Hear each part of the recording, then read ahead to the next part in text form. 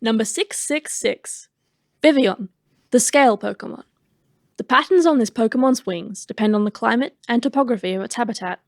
It scatters colourful scales. So, all right, this is the devil's butterfly right here. It is number 666.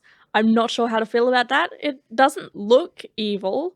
Do you think that's why they chose this Pokemon for 666, just to really get ahead of any religious connotations? No, it's just a butterfly here.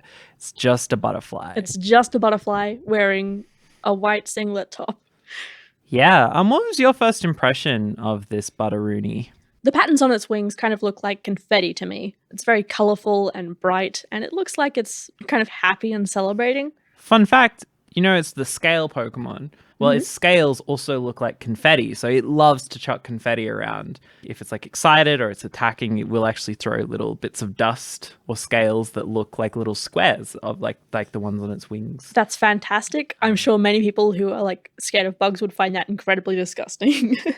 Yeah, but they look like almost digital, so just doesn't bother you the same. They look like they're just perfect squares, so it's less organic than bugs in the real world. Okay.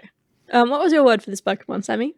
So my word for Vivillon was regional.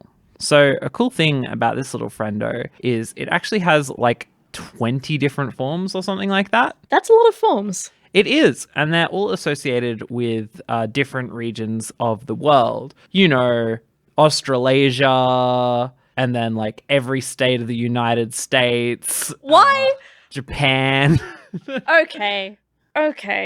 Every state of the United States. Not every state, but they do get a lot of Vivillon patterns compared to the rest of us. They shouldn't. No, they shouldn't.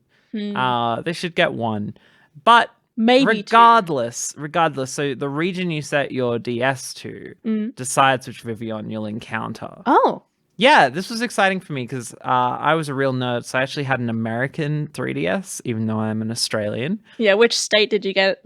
I set mine to Hawaii, so I could get this beach pattern one. Okay. Yeah, so it was a lot of fun collecting the different Vivillons in Pokemon X and Y. And I actually have a further story about this Pokemon line, but I'm afraid I don't want to tell it today. You don't want to tell me this story? I don't want to tell it yet. So in June of next year, we'll be covering Scatterbug.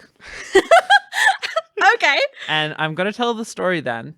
And the only way that people are going to get to hear the story any sooner is if they pay us $5 to boost Scatterbug. So that's just a little teaser that, I'll finish this story in a year or so.